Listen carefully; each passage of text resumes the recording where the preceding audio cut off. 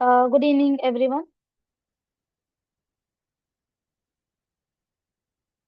So, thank you so much for joining today's webinar on transforming MSK care, modern strategies for better outcomes. So, please join me in welcoming our webinar speaker, Dr. Ashlesha Dubey. Dr. Ashlesha, am I audible? Ma'am, I think you are on mute. Hello. Yeah, thank you so much. Yes, you are audible, ma'am. Okay. So, I'll just introduce Dr. Ashlesha to you guys. Dr. Ashlesha is an MSK and sports injury physiotherapist, MPT with bachelor's in physiotherapy and MBA in hospital management and administration. She also serves as an ergonomic advisor and clinical research associate in health technologies, bringing together clinical expertise and a passion for innovation. Currently, she leads Lifeshots India Clinic, the country's first startup revolutionizing physiotherapy through advanced global technologies such as cryotherapy, EMS, and regenerative protocols. Her mission is to bridge evidence based physiotherapy with futuristic health tech, creating drugless and root cause solutions that enhance recovery and transform patients' outcome. So let's welcome Dr. Ashlesha Dubey to share her insights with us today. Dr. Ashlesha, over to you. Thank you so much for lovely introduction. I think we need to mute. Hello? Yeah, Dr. Ashlesha, you can start. sure. Thank you so much for the lovely introduction. Good evening, everyone. It's truly a pleasure to be here among such a brilliant minds in the healthcare, the doctors, specialists, clinicians who have been transforming the lives every single day. I'm Dr. Ashlesha, musculoskeletal sports injury specialist and the head of the physiotherapy department at Lifeshots. Today, I want to take you through the journey that combines my clinical experience, the data, research, and the cutting edge rehabilitation technology, a journey towards transforming the MSK care through the modern strategies for bettering our outcomes. Are you with me today? I hope I can get some thumbs up. Right. So, what are we going to talk about today? So, we are going to talk about how MSK disorders are silently becoming one of the largest health burden globally. Why traditional rehabilitation methods are not enough. How technology, evidence, and engagement can bridge this gap and revolutionize the outcomes. And finally, how you as a clinician can integrate these models in your practices, enhancing the trust, efficacy, and the patient's results. This just isn't a presentation. It's actually going to put you onto rethinking how you can deliver the drugless, objective, and sustainable treatments. So let's just get started. Let's see the landscape or the understand. Let's get understanding of the MSK condition. How much is the prevalence? How big is the problem? Right. So the MSK conditions are now leading cause of the disability worldwide, like affecting over 1.7 billion people. That's more than the cardiovascular and the diabetic population, even more than the cancer. But yet, what happens with the MSK patient is they underestimate their problems. They believe that, they can live with the pain because it does not kill them. So quietly, uh, it just quietly limits the quality of life and make their life with a poor quality. The patients live with the chronic back pain, arthritis, neck stiffness, sports injuries, and it keeps recurring. No, not because we don't have a treatment, because our approach is often reactive or symptomatic, not preventive. We often rely onto the pain scales rather than the functional scale. We often rely onto the subjective backs, not measurable metrics, the symptoms relief, not the long-term corrections. That's just not going to be good enough for the 2005 year. We need to improve. We need to give them more than just the feeling. That should be something in the form of data, in the form of feedback, maybe a metrics or measurables, right? So moving forward, the major challenges that we all face into the rehabilitation is this, like I mentioned, that we do not we might end up having a symptomatic treatments because patients को भी जल्दी होती है उनको भी pain मतलब pain है तो बस अभी खत्म करो.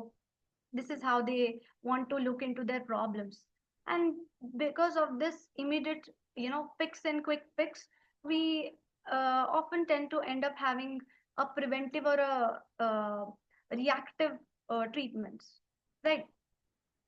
So how can we bridge this gap, right? So the real issue is not just the treatment, it's the gap that between the diagnosis and the measurables rehabilitations. We often see inconsistent treatment plans that delays the like delay in the diagnosis, the lack of standardization in the outcome measures. We need to improve from the subjective care to the objective precisions. That means quantifying the parameters like balance, posture, gait symmetry, loading pattern, reaction time, the joint proprioception. Because when we measure, we can modify. When we modify, we can improve. And when we improve, we can provide some results to the patients, to the different, the for patients and even for yourself, so that you can see how is the treatment is progressed. There should be some kind of a tracking has to be maintained. Now, moving forward with the modern principles of the MSK rehabilitations, what's going on? What are the modern principles that builds up the three foundations? There are modern principles of MSK rehabs are built on the three foundations, which are objectivity, that we need to measure what matters. Personalization, of course, every patient is different. We need to tailor the rehabilitation protocols according to the individual biomechanical problems. Then we need to progress the tracking, demonstrating the measurable changes, right? There should be some feedback to be given to the patient in the form of measurable treatments. For example, let's take an example of osteoarthritis knee. Right? Osteoarthritis knee is a leading cause of long-term disability. It can lead to the long-term disability with a lot of biomechanical changes in the bones, right? So traditional physiotherapy it relies heavily on the repetition, the therapist observation, which works, but the progress is often slow and it is very hard to quantify. Now imagine using the pressure-based technology where every step's balance, shift, and gait deviation is tracked, and the analysis and the correction in the real time happens. That's what we do at the live shots. We train brain muscle coordination using the data feedback. When you show the patient a graph of improvement, the motivation of the patient shoots to the skyrockets. Definitely, it will shoot to the skyrockets because you are trying to measure it, you are quantifying it, you are showing the feedback on a constant tracking basis system. So the technology not does help you to rehabilitate, but it also helps you to make the patient engage. So one of the biggest reasons of rehab failures is the lack of adherence. The patient finds the exercises very boring, repetitive, and directionless. Or they also find sometimes that this can be done at home by themselves, right? So, but whenever we are making a rehabilitation interactive, measurable, and visually appealing, where the engagement can change it completely. Using these gamified tools, balance platforms, and biofeedback, patients can become much more active participants in the rehabilitation or overall process of the treatments. We often see 40 to 60% a higher adherence when the rehabilitation involves the visual feedback data. Right. When the patient sees their weight distribution getting improved by 10 percentage weekly, they feel rewarded. We make the treatment addictive, not just exhausting. by doing something which they are doing over the period of time, right? So the the OM 3000, the India's first plantar pressure system, is and the gait analysis system. It measures the gait, balance, and posture using the thousands of sensors that records the real-time data. We can detect posture deviation, loading asymmetry, and the balance affection, the flat foot or the arches or the hyperpronation and the gait deviations, and certain compensation post injury that person comes up with. It's like an MRI for the movement, where the fastest, precise, and meaningful rehabilitation can be done. So these are the benefits of the technology, which I've been telling over the time and time again, that it brings accuracy in the diagnosis. It helps in giving you the measurable progress. It helps to improve the patient adherence and the clinic efficacy. And it helps you to even do the tele-rehabilitation when you're sitting at your home comfort. What are the possibilities and the ROI with the OM 3000 is? So if you see uh, the OM 3000 plantar pressure system, it brings a lot of opportunity where it makes your practice different than the usual practice of a physiotherapist. It offers the advancement, it offers the uh, measure the outcomes or quantify the outcomes in the form of metrics. It builds the trust between you and the patient. The efficacy, the standardization, the faster assessment. Even if you see this metric today, it won't change. It will change with your treatment tomorrow, right? But the standardization remains the same. So the clinical ROI definitely is going to be better. You can charge them according to your investment in the technology, and it makes it very high reputational or evidence based practice, because you're not, the metrics are not changing clinics to clinic, but our subjective assessment can. Now, to explain this, I have been using the system for a couple of years. So here I had done one of the rehabilitation for an ankle sprain, ankle ligament injury for one of the patient. Let's talk about that case. Okay. So in this case, our case was about like 23-year-old female named Jasmine Sheikh, who came to us with a chronic left ankle ATFL grade 1 sprain. Her problem had been there for almost like about 6 months. And despite of resting, taking care at home, her pain and instability continued. Chief complaint of the patient was pain, discomfort at the left ankle joint, especially at the lateral malleoli. While walking and running, it used to increase.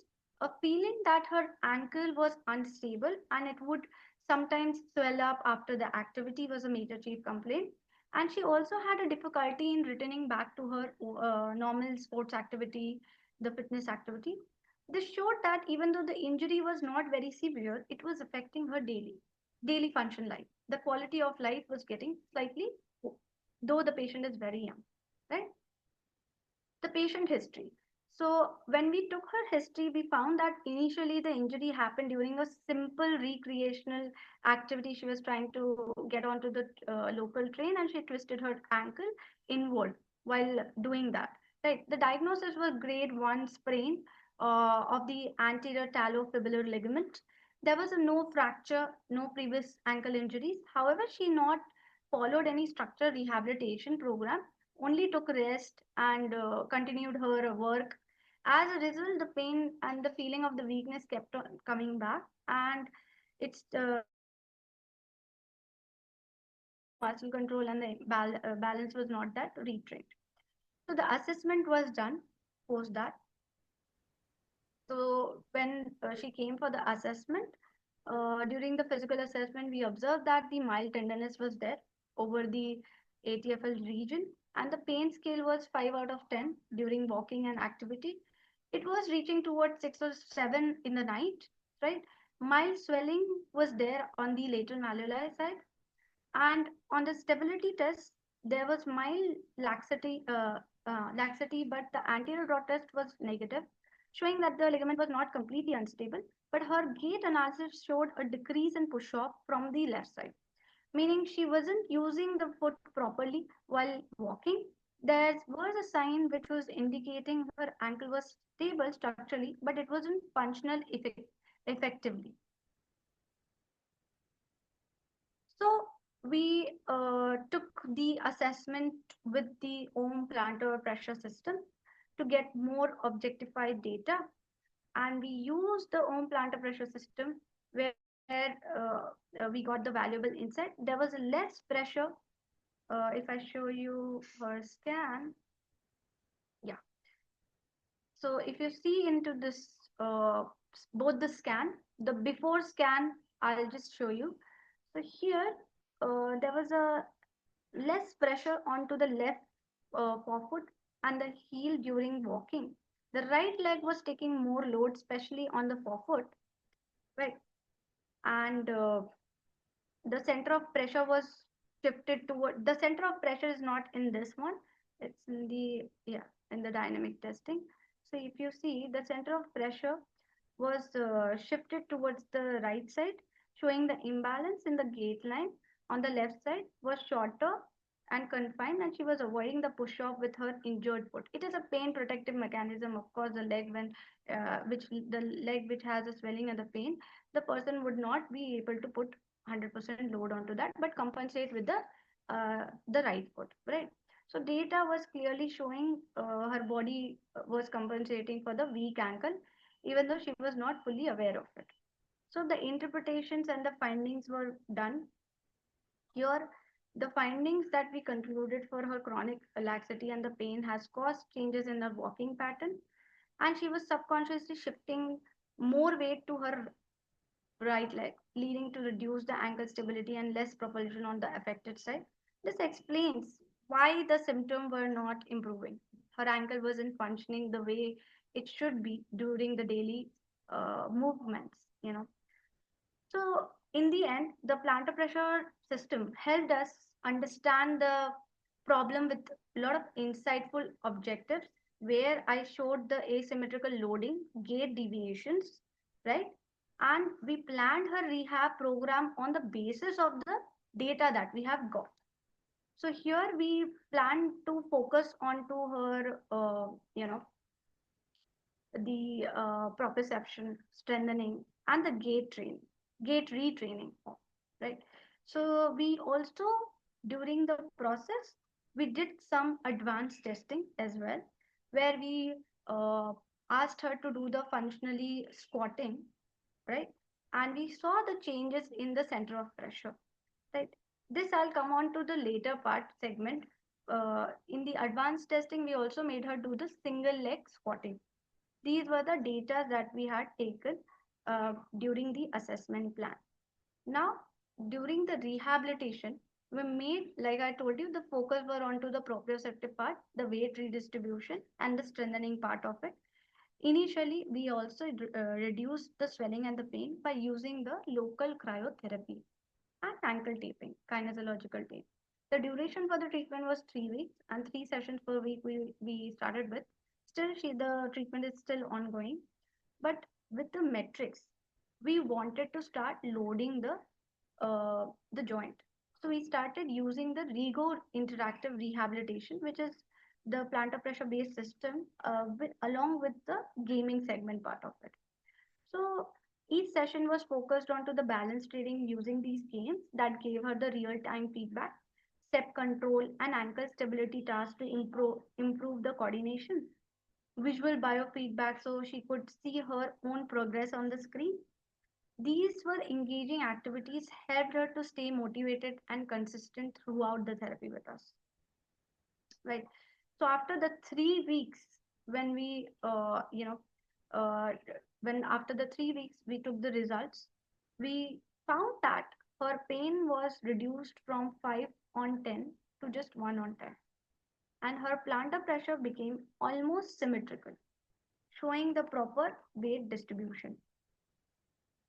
The post pictures of the dynamic gait walking, you can see that the center of pressure, while she started, from here, the left foot, if you see, it was not exiting out from the thumb, but due to after 3 weeks of treatment, the center of pressure started following the normal curvature, and it was nearly, we can see that it is trying to exit out from the grade 2. So the pattern started getting normalizing, which was an indication of a good balance and stability. She did regain the confidence and in walking and running, but we are still we didn't allow the person to go for any jerky activity. And there is some more functional rehabilitation need to be done for her fitness routine to be continued again. This shows that the objective assessment and the interactive rehabilitation created long lasting improvements. So this is the case summary that you can see on the screen, that how by using the plantar pressure analysis objectively, we got the result in correcting the loading pattern in her gait, and we resolved the case very fantastic. Here, while when we have done the squatting test, what we saw that her, because of the pain protective mechanism in the initial, her center of pressure, these black dots are called as center of pressure. Wherever you find the coagulation of it, there only the person is putting well, the center of pressure is shifting towards that side, right? So initially you can see the center of pressure is focused on to the left leg, right? And there is a lot of disturbance, lot of haywire in the center of pressure. Right. So it also tells that the person was not, she was putting a partial weight onto that, right, while loading the joint. But after like couple of weeks, yes, we couldn't get it to the centralized, but the center of pressure at least got stabilized and shifted, and she started loading her forefoot as well. So that's what this both uh, the screen or the results are showing. This was a single leg test where she was squatting on the affected and the non-affected leg. We tried to understand the center of pressure. As we saw that she has come in the beginning, the center of pressure was very much confined towards the medial part of the affected leg, and over the left foot, with the similar pain protective mechanism, it was loading, but then it was on the more of a posterior or the rear foot side. So post the treatment, we have got a very good integration with the modern technology and the results with the modern technology. So why do we need to integrate the modern technology with the rehab? It's not to replace the clinician, it's to increase the efficacy of the clinician. So assess, plan, monitor, and track the outcomes that will help you to combine the rehabilitations with the Home 3000. You can take a smaller steps, one patient at a time, for a greater outcomes, for implementing a long-term results. If you ask what is the future of the MSK rehabilitation, of course, the future is now. We are moving towards the AI-driven assessments, gamified rehabilitations, remote monitoring, predictive analytics. As a healthcare shifts towards preventive drugless care, this becomes a massive opportunity for the doctors to imagine AI rehab tracking from clinic to home. That's what the LifeShot is building right now. So, uh, in the end, the what if I have to conclude this, I would say that the modern MSK care is not about adding more exercises. It's more about precision, personalization, and proof. When we combine the clinical intuitions with technology, we transforms the lives. At LifeShots, we don't just treat pain; we optimize movement, longevity, and we bring innovations. So, thank you so much for listening me. Let's build the future of rehabilitation together. If you have any doubts, you can just, put me up there.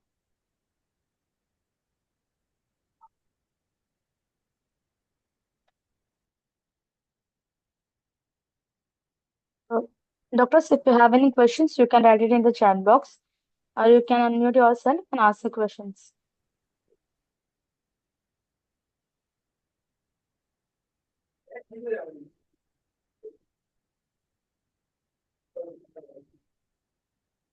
Mic off করে কুশল।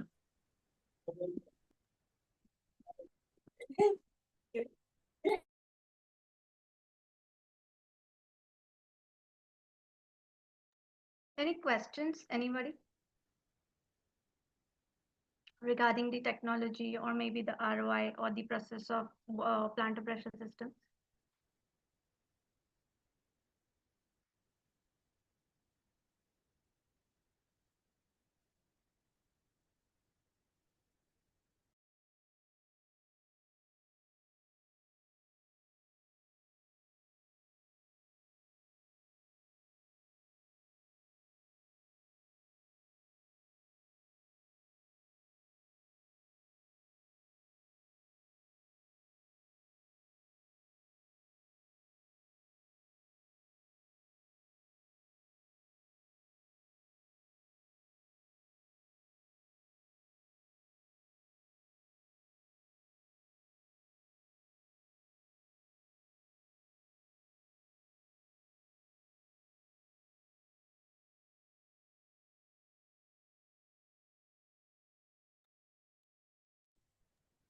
Doctors, if you have any questions, you can.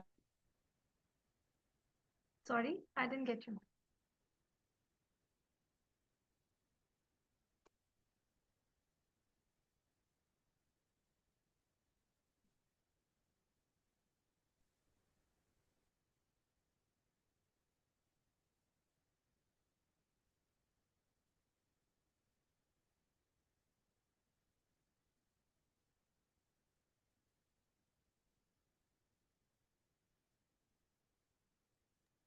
Dr. Ashlesha, Yeah.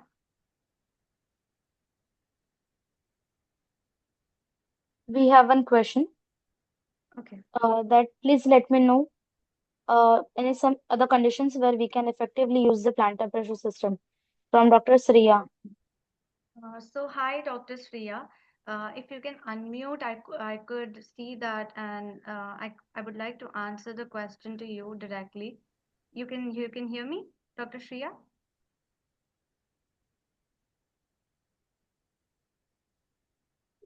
All right.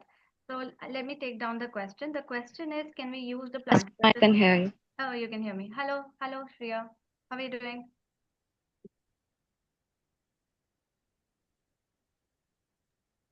I'm doing good, ma'am. Yeah.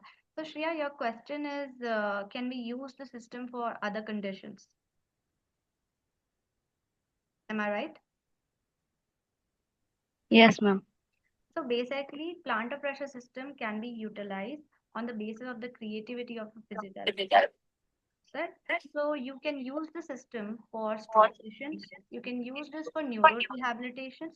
You can also use the system for MSK care. You can definitely make a link up with a lot of neurological conditions where you can treat Parkinson's, you can treat stroke, a lot of conditions you can utilize the plantar pressure system. Do you have any specific condition that you're seeing that I can combine or I can help you to understand how you can use this technology with that condition? In Parkinson's disease, Right, right. So in Parkinson's, usually what happens is they become there's a phase like masking phase which happens, and lot of cognitive function is getting affected, right? So for them, it is very necessary that we keep on changing, and we should be engaging the Parkinson's patient with our therapy, right? So Rego rehabilitation that I just showed you, the one with the Rego rehabilitation, here the gaming segment, where they have provided with the plantar pressure system. The Parkinson's patient will stand onto the system and will watch the game. That the games are based upon strength training, focus, or balance training or coordination. You can decide the game, and you can train the person by making them stand onto the mat, and you can go ahead with a gamified version of protocols for Parkinson's. We have been treating Parkinson's with Rego rehabilitations, where we have found the improvements in uh, eyes closed test, which is the balance. The the balance has got improved. The neuromuscular coordination has improved. Their strategies in the fall strategies have been improved. So these are the ways we have utilized the system and seen some better results with it. Thank you for the question. I hope you understood the answer. Yes, ma'am. Thank you. Any other people who would like to ask about uh, the system or the readings? Dr. Ashlesha, we have one more question Yeah, please. from Dr. Vikas. What challenges do you face when adopting advanced technologies in clinical practice? Very good question, sir. Very practical question. You being a very pragmatic guy. So, Dr. Vikas, whenever you are having a instrument within the clinic, the challenge is most of about service and how quickly the application works so that the patient is not onto the waiting segment. You need to train few of your staff to get into the practice of the technology and the treatment part of it. Apart from that, it actually does not give you any other major pains or aches. So it's as good as doing your normal practice, but where you do not physically get detrained or distressed. Because everyday physical therapy is all about involving with the patient, right? So sometimes we suffer, we are not well, so we cannot give 100% to the patient that day. So the technology avoids all these things. The technology remains the same. The patient attention, care, and everything becomes much better. So that's how it is. And you can even pre-plan the protocols in this technology. So supposedly if patient come to me and I know that it's a regular patient of stroke rehabilitation whom have to do a lower limb strength, lower limb balance training, right? I'll pre-plan the games, and it will start with the similar chain. It will start from double leg stance to single leg stance. And with the games, you can pre-plan the protocols and you can proceed with it. So I hope I answered Dr. Vikas' question. Dr. Ashlesha, I think we have one more question from Dr. Vikas. Yeah, please. Can can plantar pressure system be used effectively for preventive screening and post-injury rehabilitation? Definitely, sir. So basically, these are plantar pressure system, the sensors. These are working onto the major part is to have a prediction done, right? So sometimes what happens when you are walking or you're standing, we believe that we can see our five phalanges, right? But how many phalanges you're putting pressure on when you're standing regularly? We don't know that. With the naked eye, we feel that we are standing onto the five phalanges, but we are not. So the system helps you to predict the arches, the pressure loads onto each segment of the foot, and that's how you biomechanically helps to uh, improves the posture or the foot health of a person. This can also be utilized for prediction of diabetic diabetic foot or ulcers or corns calluses on a repetitive basis. And this can also be a very good tool for understanding the flat foot, high arch, or a neutral foot, or any kind of a pronation, deviation, CTV. Those things can be assessed onto this very well, right? Um, I hope I did answer the question uh, about the precursors one. You asked me the preventive one, right?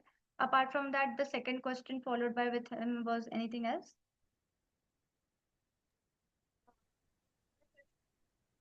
Hello,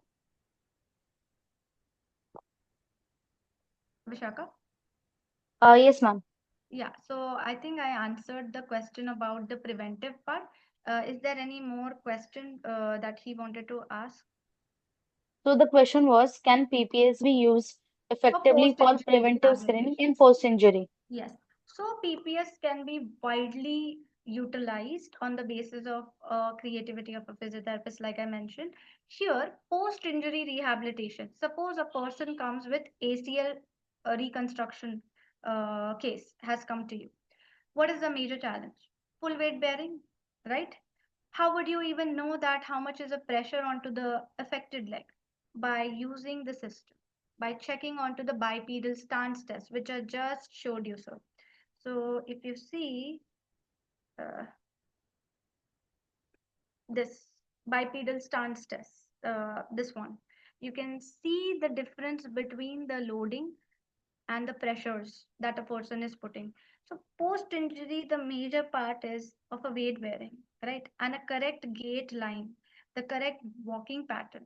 That has to be checked with the dynamic reports. And the bipedal stance report helps you to understand the static pressure of a person. Right? This is about screening. Now, you by understanding the screening, you can decide the virtual reality rehabilitation for him. Here, you can make the person stand onto one leg, right? From double leg to one leg training, then onto the balance board. You can accommodate a balance board here over the system and train him for the neuromuscular coordination and balance. So this is how you can program your post-injury rehabilitation with him. Any more questions, sir?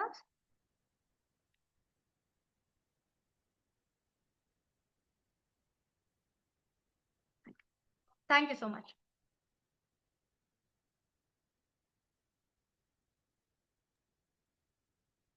If you have any questions, you can write it in the chat box.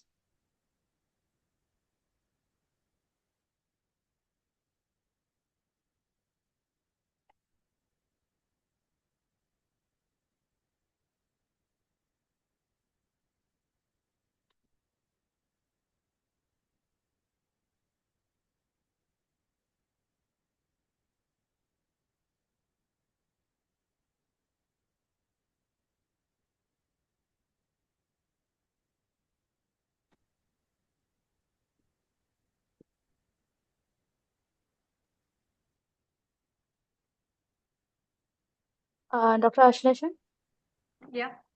there are no questions. All right, guys. Thank you for being a wonderful audience. Let's build the future of rehabilitations together. That's my last ending point for you guys. Thank you so much, everybody. Thank you so much, Dr. Ashlesha, for your insightful and inspiring session. Your expertise and vision in blending technology with physiotherapy truly showcase the future of rehabilitation. And thank you to all our participants for joining us today. We look forward to seeing you in our upcoming webinars as we continue exploring innovation in physiotherapy and patient care. Thank you so much, Thank everyone. you, Vishaka. Thank you, everybody. Thank you.